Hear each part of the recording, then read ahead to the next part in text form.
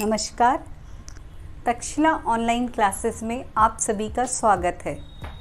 मैं assistant professor अर्चना भारद्वाज आज आपको सूक्ष्म शिक्षण के लेक्चर को कंटिन्यू करूँगी।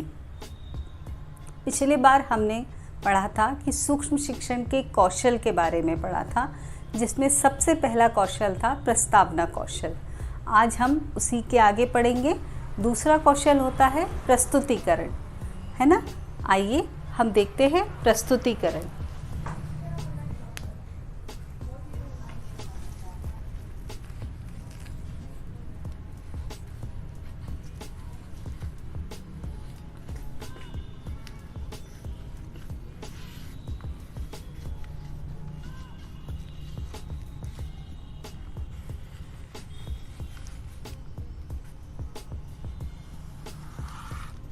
प्रस्तुतिकरण, है ना। कोई भी चीज़ को प्रस्तुत करना बहुत आवश्यक है।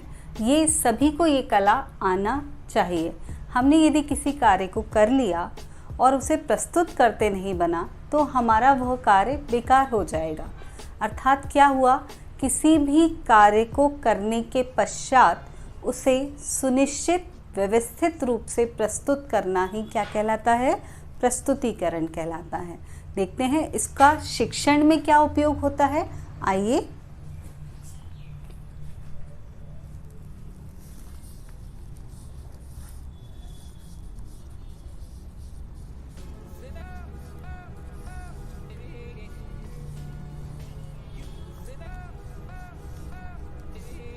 शिक्षण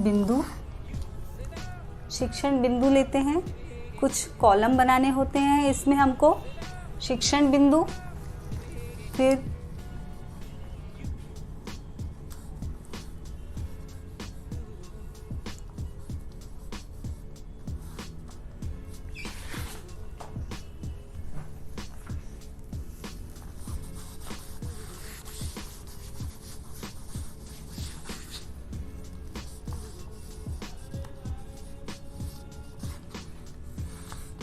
शिक्षण बिंदु, शिक्षक क्रिया,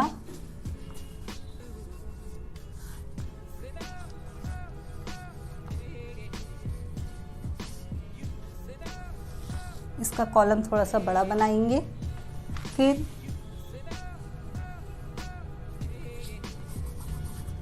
फिर आता है श्यामपट्ट कार्य,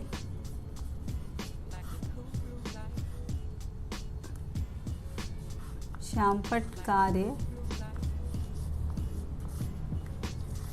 ठीक है। अब फिर आता है छात्र क्रिया,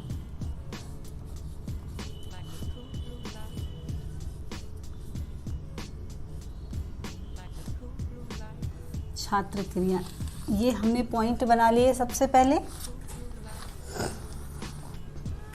ठीक है।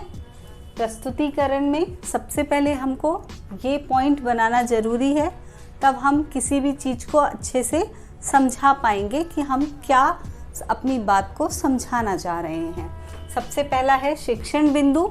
जो चीज़ आप पढ़ा रहे हैं, जो चीज़ आप समझा रहे हैं, उस बिंदु को आप यहाँ पर लिखिए और समझाइए। दूसरा होता है शिक्षक क्रिया। शिक्षक क्या क्रिया कर रहे हैं, क्या चीज़ के बारे में समझा रहे हैं। जो चीज़ वो समझा रहा है वो यहाँ लिखना नहीं होता है, लेकिन जब भी हम फाइल जमा करेंगे, जब भी हम फाइल के में सबमिट करेंगे कोई चीज़, तो वो यहाँ पर लिखनी होगी। नेक्स्ट होता है श्यामपट्ट कार्य, फिर नेक्स्ट होता है छात्र क्रिया, ठीक है। चलिए आगे देखते हैं।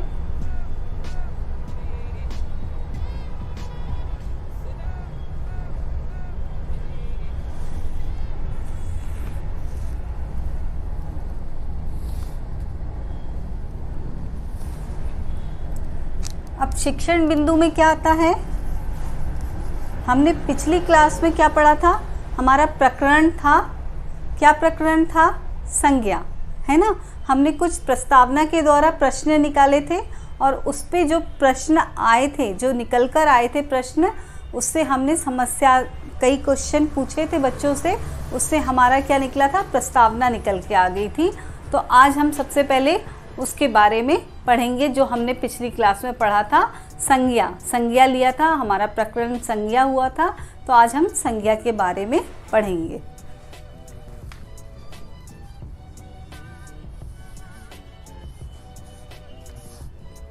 ठीक है, संज्ञा। अब संज्ञा क्या होता है हमने बच्चों को समझाया। ठीक है, अब श्यामपट्ट कार्य में आप क्या करेंगे? श्यामपट्ट कार्य में आप क्या करेंगे कि मैडम क्या करा रही है, टीचर क्या पढ़ा रही है, उसको हम लिखेंगे। जैसे मैं पढ़ा रही हूँ अभी संज्ञा की परिभाषा। आ रहा है ना आप लोग को अच्छे से समझ में? क्या पढ़ा रही हूँ? संज्ञा की परिभाषा। तो संज्ञा की परिभाषा क्या होती है? किसी व्यक्ति,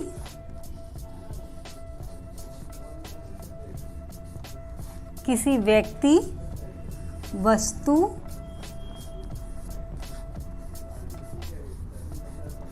स्थान का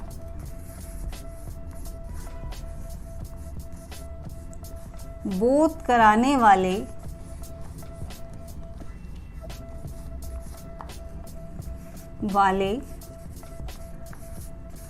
शब्द को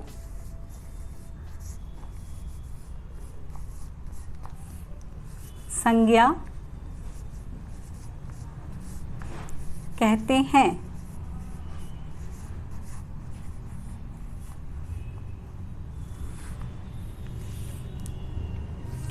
ठीक है, अब आपने समझाया बच्चों को, क्या समझाया, क्या आपने किया? संज्ञा की परिभाषा बताई। ये आपने श्यामपट्ट कार्य में लिख दिया कि संज्ञा की परिभाषा क्या होती है? किसी व्यक्ति, वस्तु, स्थान का बोध कराने वाले शब्द को संज्ञा कहते हैं। आप जो भी काम यहाँ पर कर रहे हैं वो शिक्षक क्रिया का जो कार्य होता है वो यहाँ पर लिखा जाता है। ठीक है, फिर इसके आप उदाहरण देंगे बच्चों को। बच्चों से ही पूछेंगे कि किसी व्यक्ति का नाम बताइए, तो व्यक्ति का नाम बच्चे बताएंगे ही, अलग अलग नाम बताएंगे, राम, मोहन, सोहन, है ना।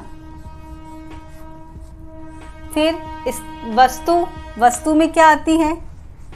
कई तरह की वस्तुएं आती हैं। आलू, है ना, कुर्सी, टेबल। फिर स्थान का बोध कराने वाले स्थान क्या है? भोपाल। ठीक है, फिर श्यामपट्ट कार्य में क्या होगा? श्यामपट्ट कार्य में ये चीज आगे बढ़ जाएगी। क्या बताएंगे श्यामपट्ट कार्य में? श्यामपट्ट कार्य में आप क्या करेंगे?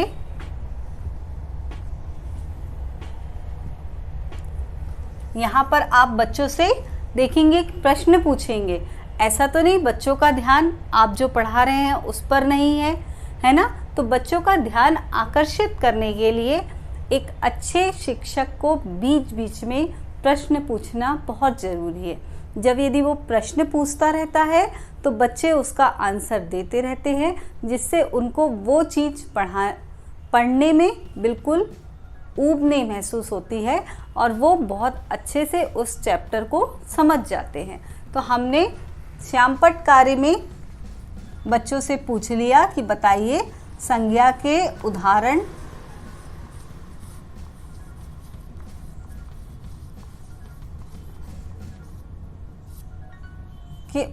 बताइए। ठीक है, अब जब जो भी संज्ञा के उदाहरण वो देंगे। अच्छा, छात्र क्रिया जो है, छात्र क्रिया क्या होगी? यहाँ पर बच्चे क्या कर रहे हैं? छात्र आपकी बात को ध्यान से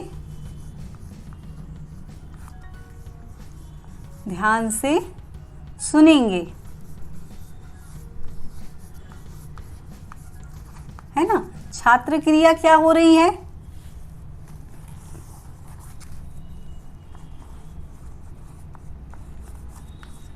छात्र क्रिया क्या कर रहे हैं? आपकी बात को ध्यान से सुन रहे हैं, सुनेंगे। और क्या करेंगे साथ में? जब आप उनको लिखने बोलेंगे तो वो लिखेंगे। ठीक है, छात्र आपकी बात को ध्यान से सुनेंगे और लिखेंगे। ठीक है, अब हम चलिए आगे देखते हैं।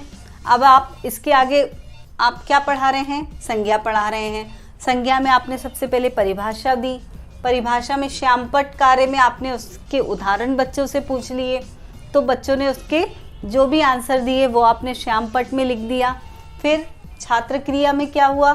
छात्र आपकी बातों को ध्यान से सुन रहे हैं और क्या करेंगे? लिखेंगे। फिर नेक्स्ट आएगा, नेक्स्ट आपने ले लिया, आगे बढ़ाया इसको, संज्ञा के भेद,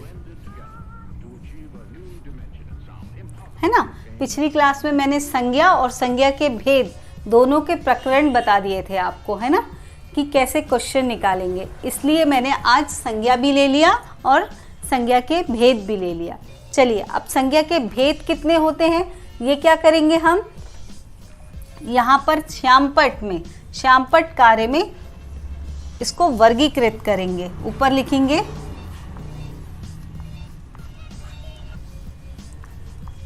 संज्ञा के भेद। ठीक, अब संज्ञा के भेद कौन कौन से होते हैं? 3 तरह के होते हैं, है ना, आप लोग सबको पता है। पहला कौन सा होता है? जातिवाचक संज्ञा, सॉरी, पहला होता है व्यक्तिवाचक संज्ञा,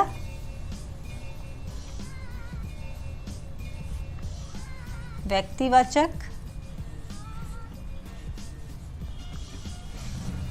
ठीक है, पहला व्यक्तिवाचक संज्ञा, दूसरा जातिवाचक संज्ञा,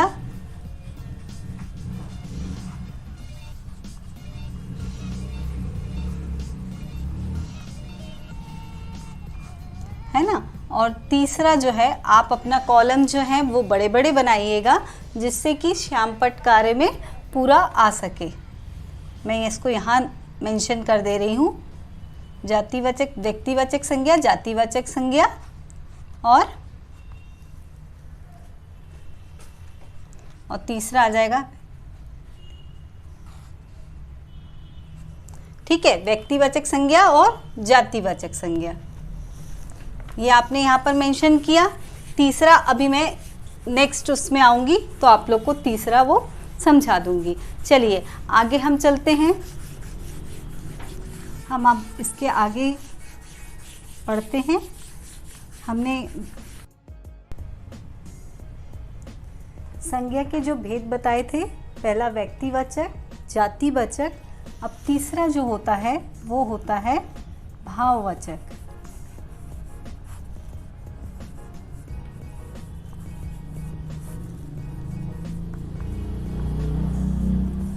भाववाचक संज्ञा, ठीक है। तो 3 तरह के भेद होते हैं संज्ञा के, ये हमने देखा। फिर अब और शिक्षक क्या क्या क्रिया कर रहे हैं, क्या क्या पढ़ा रहे हैं, वो इसके अंतर्गत वो समझाते जाएंगे और श्यामपट्ट कार्य में लिखते जाएंगे और छात्र उसको क्या करेंगे? ध्यान से सुनेंगे और जो चीज़ कॉपी में लिखने के लिए वो टीचर बोलेगा उसे वो लिखते जाएंगे। ठीक है, हमने अब हम बच्चों को आगे क्या समझा रहे हैं वो हम फिर से शिक्षक की जो क्रिया रहेगी वो यहाँ पर लिखेंगे। अब पहला है, जैसे कि इसको थोड़ा सा कॉलम छोटा कर लेते हैं, उससे क्या होगा कि हमारी सारी चीज़ें अच्छे से आ जाएंगी।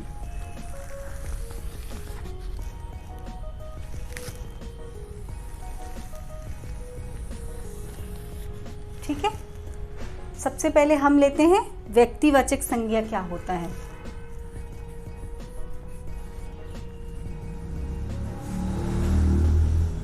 व्यक्तिवाचक संज्ञा, आप लोग फिर से बता रही हूँ कि शिक्षक क्रिया का जो कॉलम बनाएंगे वो थोड़ा बड़ा बनाइएगा, उससे क्या होगा, सारी चीज़ें अच्छे से आ पाएंगी। ठीक है, अब व्यक्तिवाचक संज्ञा क्या होती है? किसी विशेष व्यक्ति, है ना, किसी विशेष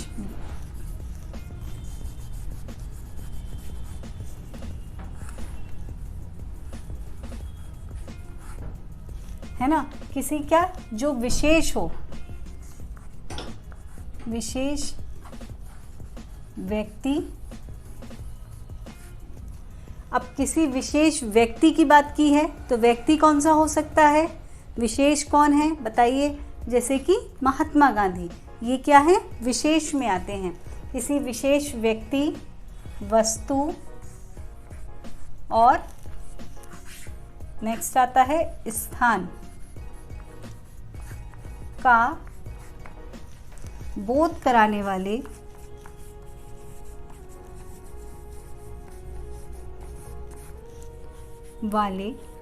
शब्द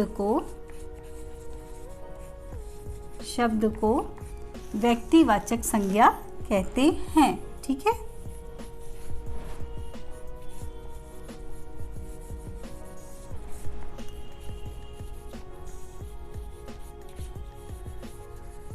इस तरह से आपका एक बार संज्ञा भी रिवाइज हो जा रहा है। ठीक है, आपने बताया किसी विशेष व्यक्ति, वस्तु और स्थान का बोध कराने वाले शब्द को व्यक्तिवाचक संज्ञा कहते हैं।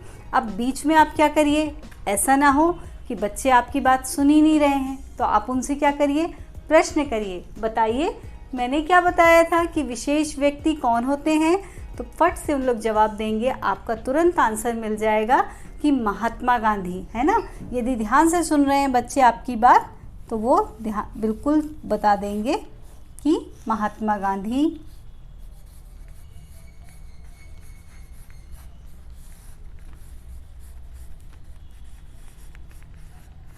अब वस्तु क्या है ना, विशेष वस्तु बोली है।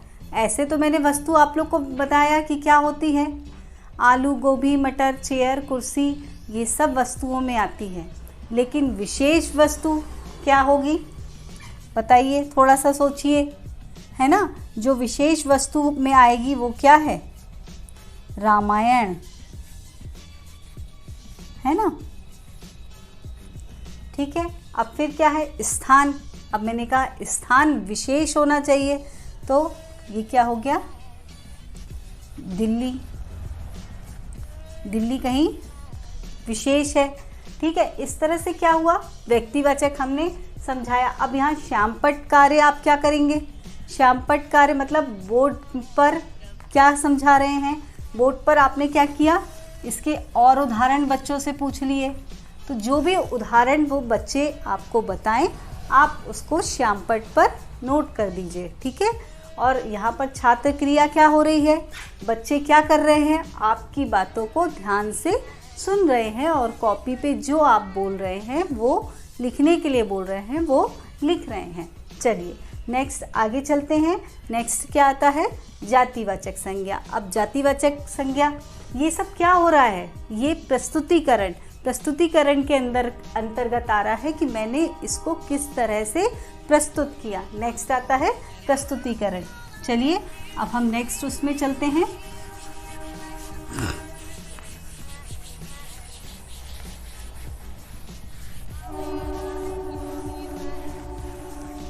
नेक्स्ट है जातिवाचक संज्ञा। अब जातिवाचक संज्ञा क्या करेंगे,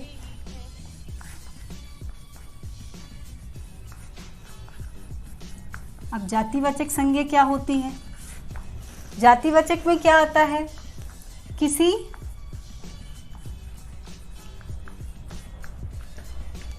एक जाति का बोध हो, जिसमें साधारण जाति का बोध हो। ठीक है,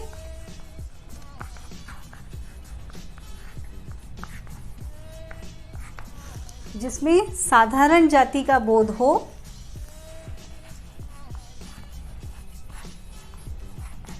उसे जातिवाचक संज्ञा कहते हैं।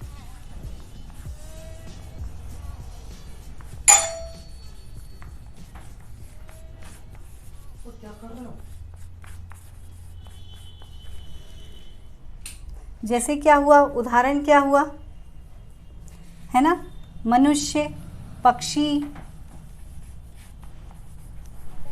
ये सब क्या आ गया, जाति में आ गया। नेक्स्ट का क्या आता है, भाववाचक संज्ञा।